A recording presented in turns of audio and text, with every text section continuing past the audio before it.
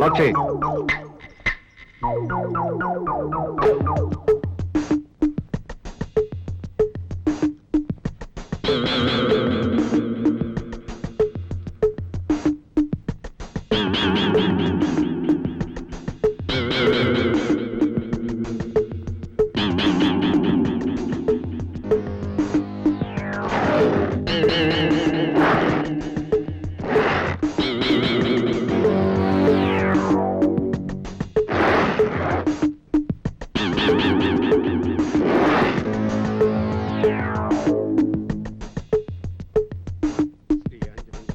ప్రసన్నాంజనేయం ప్రభాదివ్యకాయం ప్రకీర్తి ప్రదాయం భజే వాయుపుత్రం భజే బాలగాత్రం భజే సూర్యమిత్రం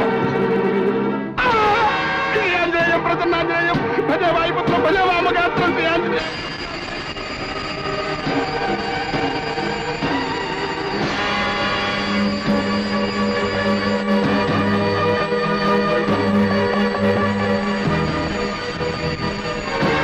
మీరందరూ వెంటనే హాస్పిటల్ 4 మూలలా చుట్టుముట్టండి. Come on quick. అలాగే.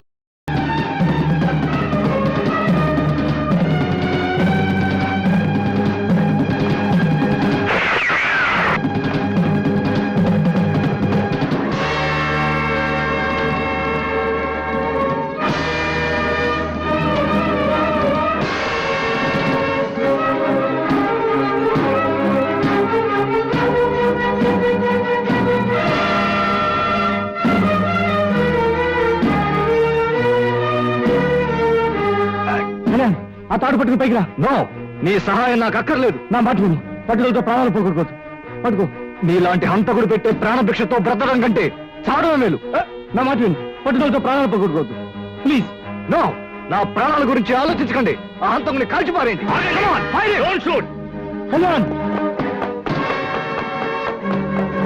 అయ్యా, మూర్ఖత్వం మరి ముందు నీ ప్రాణాలు రక్షించుకో.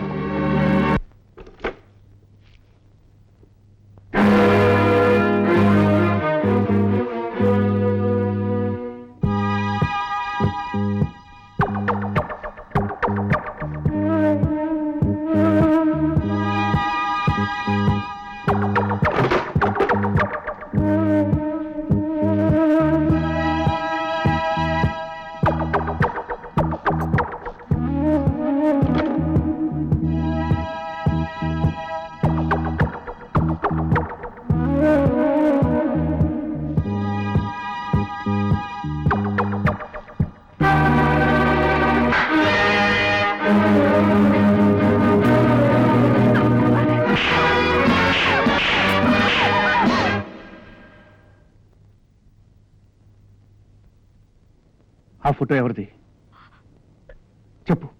ఆ ఫోటో ఎవరిది? వయసులో ఉన్న ఆడపిల్ల గుండెల్లో ఎవరుంటారు? అర్థం కాలేదా? నీకెలా అర్థం అవుతుందిలే. కత్తులతో ఆడుకునేవాడికి. ఇది నా బాయ్ ఫ్రెండ్, నా లవ్వర్. మేమిద్దరం ప్రేమించుకున్నాం, పెళ్లి కూడా చేసుకోబోతున్నాం. మా డాడీతో ఎన్నోసార్లు జైలుకెళ్లి హంతకుల్ని చూశాను గాని నీలాంటి నరహంతకుల్ని చూడలేదు. ఏ అధికారంతో నన్ను కొట్టు? చూడు, బ్లడ్ కూడా వచ్చింది. టెన్షన్ లే, తినడానికి ఏమి లేదు ఇక్కడ.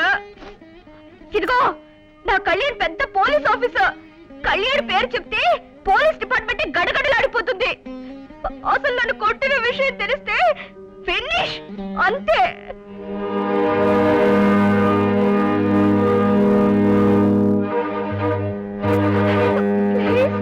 వద్దు, నన్నేం చేయొద్దు, నన్ను వదిలిపెట్టు. నేను వెళ్ళిపోతాను. నన్నేం చేయొద్దు ప్లీజ్. అమ్మా, నిన్నేనమ్మా.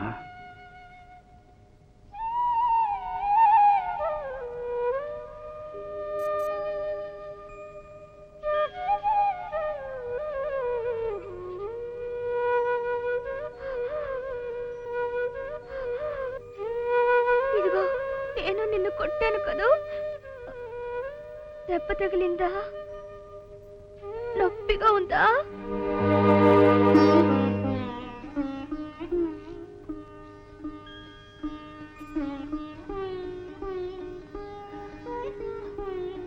ఆకలిగా ఉందన్నావు, తీసుకో తల్లి.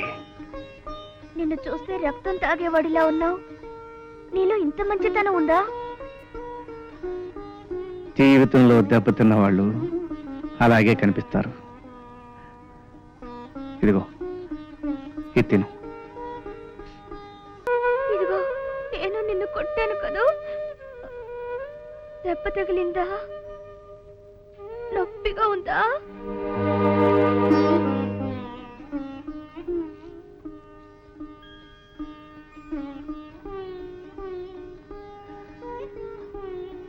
ఆకలిగా ఉందన్నావు, తీసుకో తల్లి.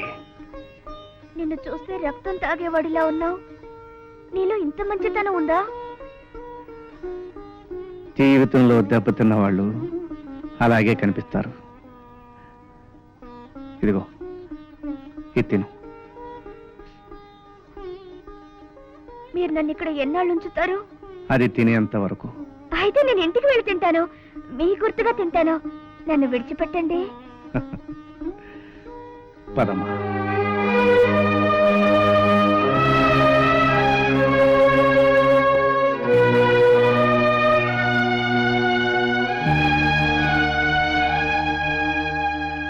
ఈ పిస్టల్ దగ్గరించు. పిస్టలా? నాకెందుకు? ఒంటరి ఆడదాని చుట్టూ కామం కళ్ళు తెరుచుకుని ఉంటుంది. నా జీవితంలో జరిగింది మరొకరికి జరగకూడదు. అందుకే ఇది నీ దగ్గరుంచు. అంకుల్, ఏమిటి మీరు మాట్లాడేది? అవునమ్మా, జీవితంలో నేను ఒకసారి మోసపోయాను, చిత్రవద అనుభవిస్తున్నాను.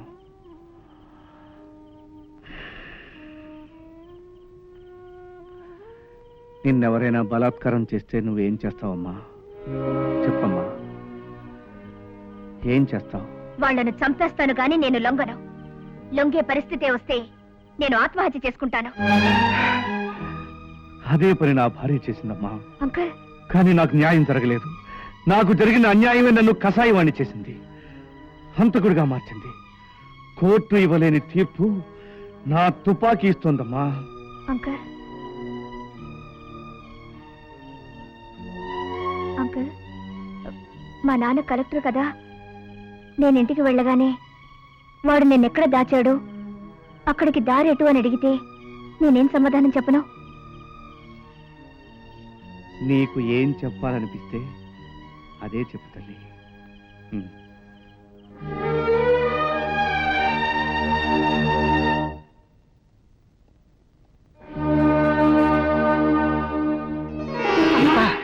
శిల్పా, అమ్మా శిల్పా, వచ్చావా? నీకోసం ఎంత కంగారు పడ్డామో తెలుసా? ఏమ్మా, ఆ రాజకీయ ఏమైనా టార్చర్ చేశాడా? లేదు. శిల్ప, ఆ శవం నిన్ను ఎక్కడ బంధించాడో చెప్పు. బాగా గుర్తు తెచ్చుకుని చెప్పు ప్లీజ్. శిల్ప, ఆ హంతకుడున్న చోటు నీకు తప్ప మరెవరికి తెలీదు. ప్లీజ్ మాట్లాడమ్మా. తన స్థావరం ఎక్కడుందో చెప్తే నేను చంపేస్తాను భయపెట్టాడా? అమ్మాయిని ఎందుకంటే అలా కంగారు పెడతారు? చెప్పు శిల్ప, ఆ హంతకుడిని అరెస్ట్ చేస్తే కొన్ని గుణాలను ఆపగలుగుతాం. చెప్పు. సారీ, నాకేం తెలీదు. నో, నువ్వు చెప్పి తీరాలి. చెప్తాను. అతను నువ్వనుకునే అంత పిచ్చివాడు కాదు కళ్యాణ్. నా కళ్ళకు గంతలు కట్టి మరీ తీసుకెళ్లాడు. నో నో, నువ్వు అబద్ధం చెప్తున్నావు. కావాలనే హంతకుడి చోటు దాస్తున్నావు. హంతకులు కూడా మనుషులే కళ్యాణ్. ఆ కిరాతకుణ్ణి సమర్థిస్తున్నావా? మిస్టర్ కళ్యాణ్, శివం నువ్వనుకునే అంత కిరాతకుడు కాదు, రాక్షసుడు కాదు. అతని మనసు నాకు తెలుసు. అతను చేసే హత్యల్లో న్యాయం ఉంది, ధర్మం ఉంది. That's all.